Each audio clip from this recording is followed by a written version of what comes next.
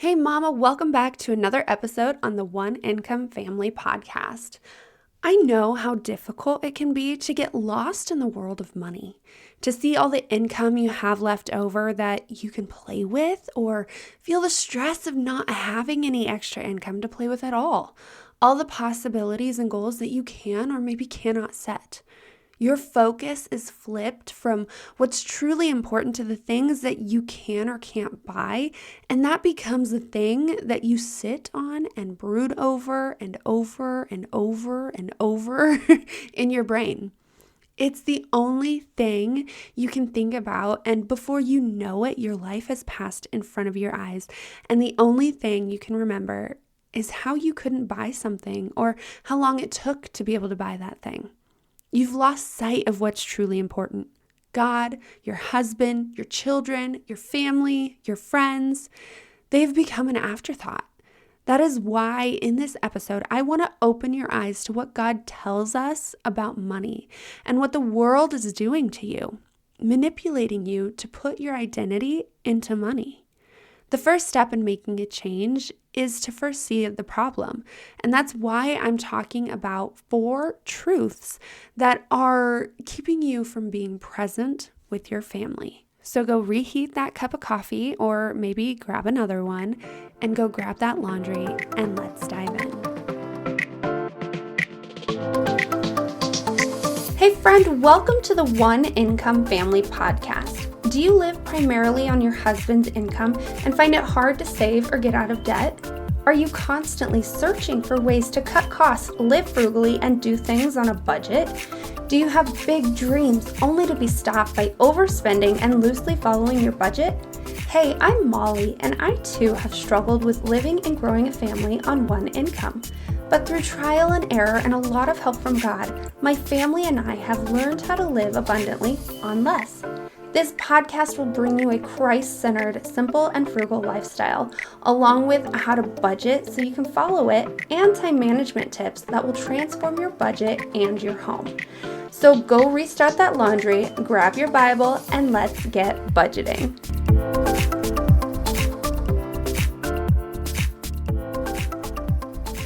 I know how difficult it can be. You face constant struggles when living on one income.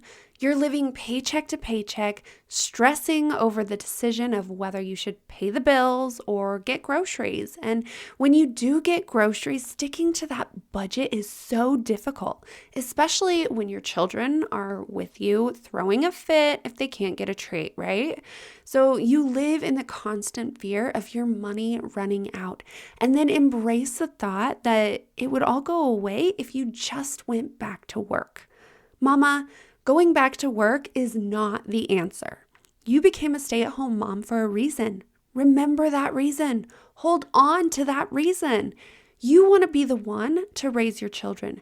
You want to be the one to nurture their beliefs and who they are. You want to be the one to teach them and watch them grow. Don't give up on that dream just because your money is trying to get you to believe a different story. You obviously knew you could make it on one income, or else you wouldn't be where you are today. We weren't taught how to manage money at school, so when our money starts to take control of our lives, we're not sure how to handle it. I'm telling you, Mama, that you are not alone, and you do not have to go back to work to right this situation. You can get your money back on track today. This is a season for you to embrace a new season, a season that's going to bring a lasting change, a transformation that will continue through the rest of your life, a life of peace, not of stress, a life of joy, not of overwhelm, all because you were able to wrangle in your money and get it to work for you instead of you working for it. If you're ready to embrace your new season, head on over to calendly.com/Molly Bunnell and book your financial strategy session today. That's calendly.com/Molly with a Y, B as in boy, ENELL. Alrighty, so 4 truths that are keeping you from being present with your family. I mean, how hard-hitting is that? I know that when this episode idea came to me, the Lord really brought some emotions with it. And I was struggling just as much as you probably will be when you're listening to this. I'm sure when you read my episode title, you were like wanting to listen maybe just so that you can prove me wrong, that you are present with your family, and it's okay if you're not. So just calm down and let's just get through this episode so that you can understand where it is that I'm coming from, because it is so important that we are prioritizing what is supposed to be first, which is God, then our husband, then our children, and then, the rest of everything else comes along after that. But we are so focused on our money that we tend to become selfish. We tend to become more focused on the things that we want instead of the things that you should be focused on for your children, and that's okay. I'm not trying to tell you that you're doing things wrong, because I am right there with you. Trust me, I am struggling. Like I said, this hit me just as much as it's probably going to hit you. So just have an open mind and listen to this episode and really glean from it what you can, so that you can start really focusing on your family and try to break away from what the world tells us to do, which is to put our identity into money. And that's not what we want to do. We want to put our identity into Christ, into God, and then let Him guide our actions with our money and everything. So let's dive into this, because it's going to be so impactful. I don't really want to get off track, if that makes sense. So the first thing that I want to talk about is that when you are in the way of the world and putting your identity into money, you bring on a heart of comparison. It brings on envy and jealousy and improper desires and sometimes improper actions. And we want to show off how much money that you have. And that shouldn't be a thought. Like, we shouldn't be focusing so much on how much money that we have to buy all these expensive things just to show it off. Like, in all reality, why do you buy that expensive house? Is it because you want that house to look nice, or do you want to show it off to the world and say, look how much money I have. I was able to buy this expensive house. The same way with your cars. Those are the two biggest factors when it comes to AKA showing off our money and how much we have, is usually, in our clothes. The clothes that we wear, the vehicles that we buy, the houses that we live in. But in all reality, if you go out there to the world and look for wealthy people, they don't have the most expensive vehicles. They don't have the most expensive houses, and they don't wear the most expensive clothing. They shop at thrift stores, and they buy frugally and manage their money in a healthy manner instead of trying to live in the world of comparison that just radiates envy and jealousy and just showing off how much money that we have. And that's not a way that we should be living. God says in Ecclesiastes 5:11, as goods increase, so do those who consume them. And what benefits are they to the owners except to feast their eyes on them? See, right there, when he says, except to feast their eyes on them, that's the whole showing everything off, and like the fact that the only good that these goods have is to look at them. They don't really have a function. And if that is the reason that you go out and you buy things, is just because they look nice. Now, I'm not saying that you can't buy trinkets for your house and decorate your house, but you don't need to do it for the reason of comparison, for the reason of showing off how much money you have. That just makes your heart go to a place that you don't want it to go. And we should step back, look at the reason why we want to buy things before buying them. Okay, point number 2. You bring on the fear of not having enough money. So you embrace that scarcity mindset when you put your identity into money like the world wants you to. Ecclesiastes 5:10 says, whoever loves money never has enough. Whoever loves wealth is never satisfied with their income, which is meaningless. This this one right here hit me the hardest because I do like to save as much money as I possibly can because of that scarcity mindset.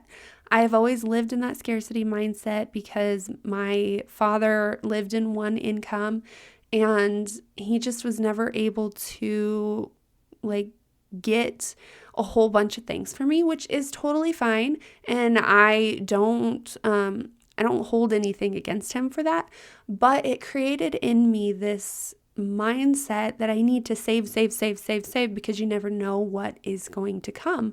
And so I never really used my money to enjoy the things that I'm doing. I never really, or to enjoy things. And so when I read when I read this verse, it hit me so hard because I don't want to love money. I don't want to be so focused on the future and the fact that I may not have enough and try to control it myself. Instead, I need to be putting my faith and my trust and my beliefs in the Lord. And I can't do that if I'm so focused on saving so much money that I'm the one in control and I'm the one keeping us from going belly under or, whatever the situation might come when it comes. I want to be able to believe that if there is a time, if there is a situation that I cannot pay for it myself, that God is going to be there for me if ever that really big situation happens. And that doesn't mean that I'm going to stop saving money. No. But it's going to change the reason why I'm saving and whether I need to be saving as much money as I do. So definitely look at yourself. Are you embracing a scarcity mindset, or are you allowing yourself to trust in the Lord that He is going to really be there for you? And I know that if somebody had asked me this before, I would have been like, no, I trust God. What kind of a question is that? But when I read this, why do I keep wanting to say episode? When I read this verse, and I'm going to read it again, which is, whoever loves money never has enough. So that's the person right there who likes to spend and spend and spend, which again, there's nothing wrong with that. But the mindset behind it, the person who is constantly spending, then you're never going to have enough. And whoever loves wealth is never satisfied in their income. So whoever is so focused on building wealth and needing to have more and more and more and have this desire to just create more income and bring in more income, and that is the only thought that you can think of, then that's that scarcity mindset that you're never going to have enough. That's that scarcity mindset that I want to be able to spend all this money, but I don't have enough money to spend it. And instead of just living in the world of being happy with what you have, we are so focused on not having enough and needing to create more income. So I definitely challenge you to look at your income and look at the things that you have coming out of it. Is it truly impacting you in a good way, or is it feeding this belief that you don't have enough and that you need more income to satisfy whatever it is that you're wanting to get? If you're so focused on the fact that you need more income, I challenge you to put that thought aside and really just embrace where you are, to enjoy where you are. Maybe cut out some things that maybe don't need to be there so that you can be more present with your family and your friends and God, and stop stressing over not having enough money. Okay, so point number 3 is, or I should say truth number 3, is that you set yourself up to continuously live paycheck to paycheck from debt. Because of the comparison and creating a heart of instant gratification, we don't want to wait until we have the money. We want it now. And because of that, Romans 13:8 says, "Let no debt remain outstanding, except the continuing debt of love to one another. or whoever loves others, or for whoever loves others, has fulfilled the law. So God says to love our neighbors and to love everyone, and that's what we should be focusing on. But instead, when we are focused on the debt that we have and the fact that we need to pay it off, we aren't able to focus on our family, to focus on those who we are supposed to be loving and caring for. Instead, it causes us to live paycheck to paycheck. So when you are living on debt, which essentially is credit cards, which is continuous debt, and always being in that debt, then you always have to pay somebody back. And your mind is not then focused on what it is that you can do with your money to help others, or just to not worry about your money and focus on being present and being content with the things that you have. It makes you then think about, well, did I pay that off? Do I have enough money to make that payment this month because I decided to buy something that maybe I don't have the money for, and I didn't think about how much it would increase my monthly payments? Like, are those thoughts that are constantly going through your brain that you're stressing about? Are you constantly worried about not being able to make payments because you have so much money tied up into debt? What is it that you're thinking about? Do you let debt run your life? Do you let that money run your life? And this is why I'm totally with Dave Ramsey when he says to pay off all your debt and then just save up that money. There are more reasons than just this. But when he says to save up your money and pay for it like in full price, it's because then you're not stressing over having to repay somebody else. I know I have always lived in a household where if we paid something for somebody else, we didn't worry about getting that money back. But my husband came from a family where if we pay for something for someone else, you have to pay that person back instead of, just paying them back eventually down the road when they need help, or doing things for them just to be nice, just because you feel like you should do something for them. No, they literally have maybe not a physical tab, but they have mental tabs of how much money that they have to pay back to each other.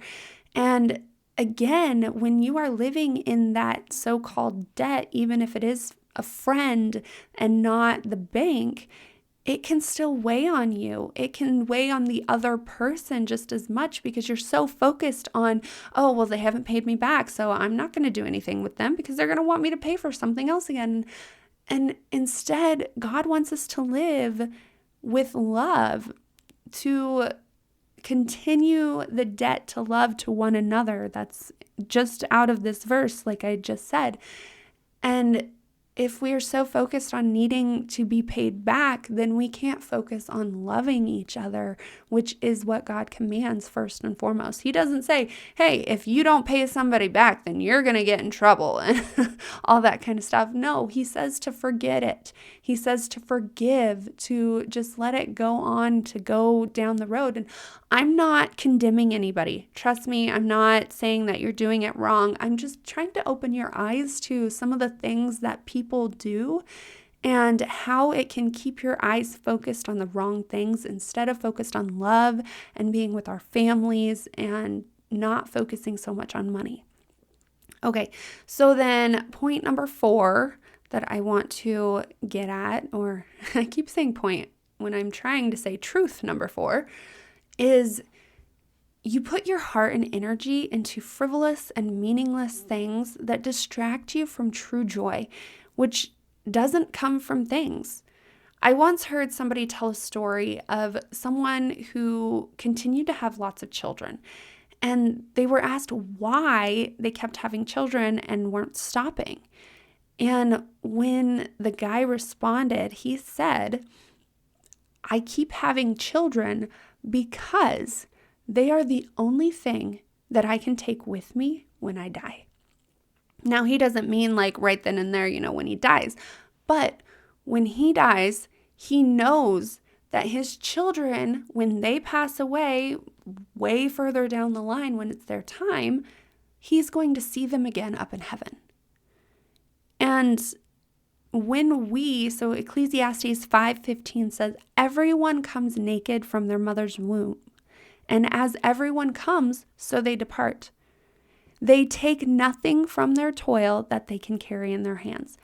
So essentially, when you pass away, everything that you bought with your money is meaningless. It's pointless. Like, you can't take it with you once you die. You can enjoy it here while you're on earth.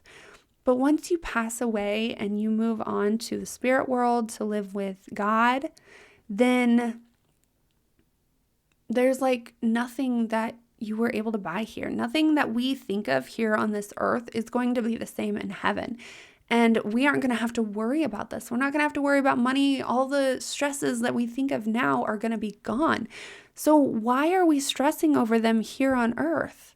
We don't need all these trinkets and all these things that clutter our house to live a joyful and happy life. We don't need to continuously be buying things because we can't take them with us to heaven. So why should we worry so much about whether we can buy the most expensive car instead of just buying a car that's going to get us to where we need to go? Why are we so worried about buying huge, expensive, luxurious houses when we should just be focused on maybe fixing up the one that we have to enjoy it a little bit more and just really be content in the ways that we already have, in the life that we already have? I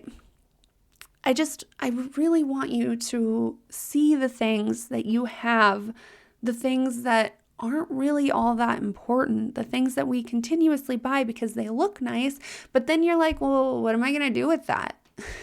How am I going to put that in my already cluttered house? I need to go through my house and get rid of a whole bunch of stuff because it's overwhelming the amount of stuff that I have, and I don't want to have to clean it up all the time. I don't want to have to do all this extra work because I have all this junk, right? And at the time, it maybe wasn't junk, or maybe it was given to us and we needed it and used it once, and now we don't need it again. So should we just give it away, or should we hoard it and keep it in the house because we might need it again someday? And I really want you to think about the things that are occupying your mind. What is it that fuels it? Is it money? Are you so focused on your debt? Are you focused on needing to get more things? Are you focused on all the things that you have to clean because you continue to buy things? What is it that's causing stress and overwhelm on your heart? And maybe those are the things that you need to start, taking out. I struggle saying this because getting rid of things can be really hard. There can be sentiment attached to it. There can be fear of needing it in the future. There can be fear of having to buy it again, because if you get rid of something but have to buy it again later down the road, isn't that a waste of money, right?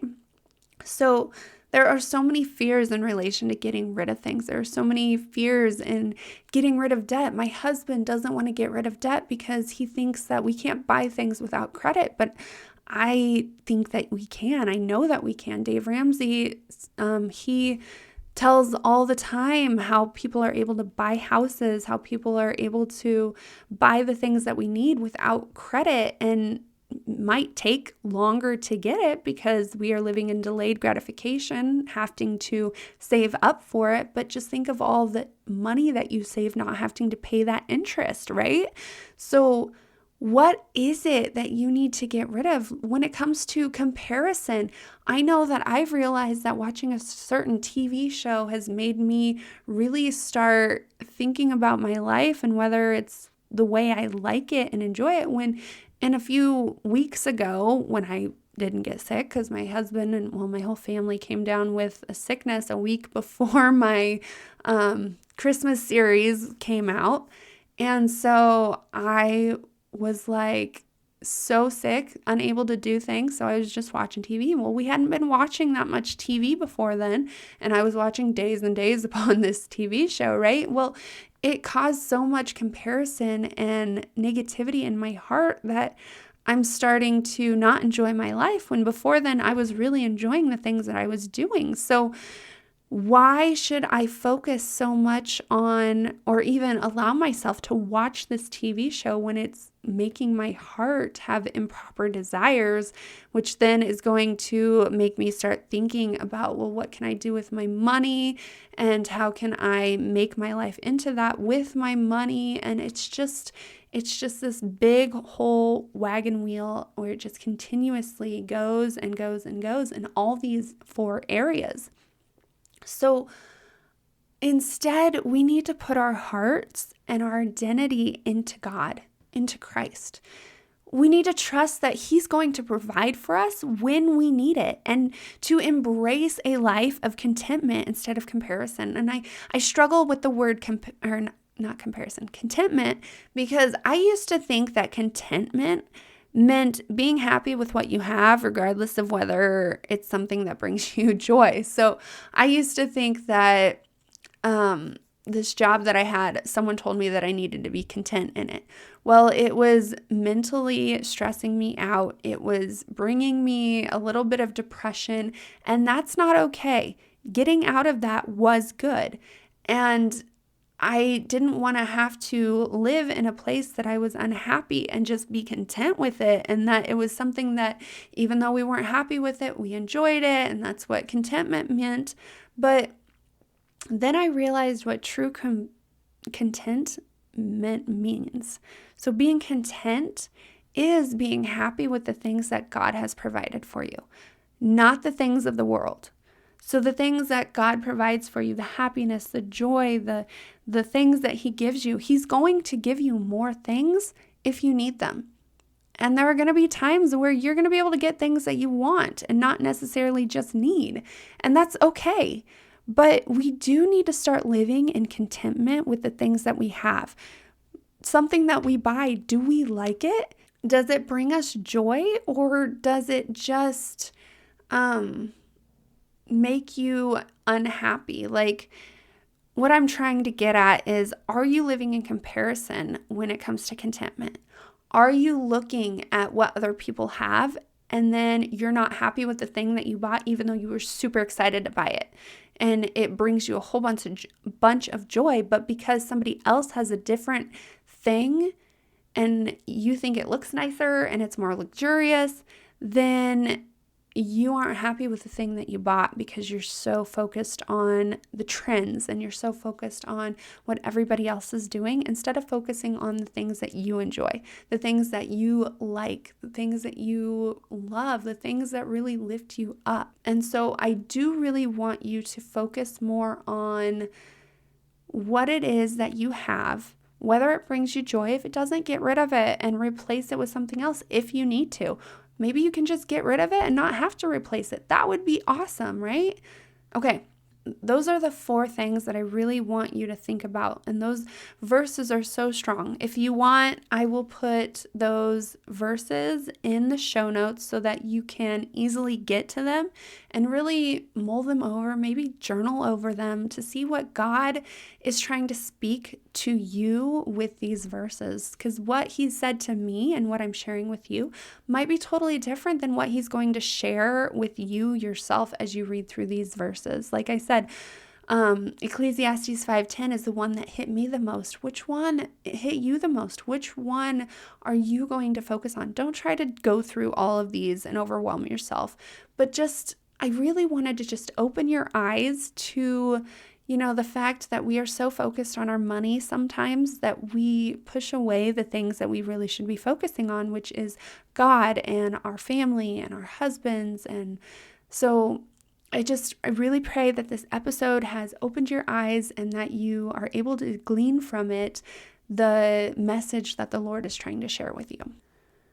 Okay, so I want to invite you to head over and grab a financial strategy session so that you can start creating habits and setting in place small changes that will get you closer to sticking to your budget and find yourself able to focus on your family more than your finances. So if this sounds like what you have been looking for, head on over to calendly.com/Molly Bennell. That's calendly.com/Molly with a Y, B as in boy, Enell. And I will see you back here next Tuesday for another episode on the One Income Family Podcast. Hey friend, I hope you enjoyed today's episode, and I pray that it inspired you into action. If so, would you take 30 seconds and share it with that friend who also lives on one income and wants to learn how to live abundantly on less? Also, please leave a quick review for the show. It lights me up to know this podcast is helping you, and it helps get the show out there to other mamas in need. All right, well, it's time to go play with the babies, so I will meet you back here on Tuesday for another episode. Peace and chicken grease, mama.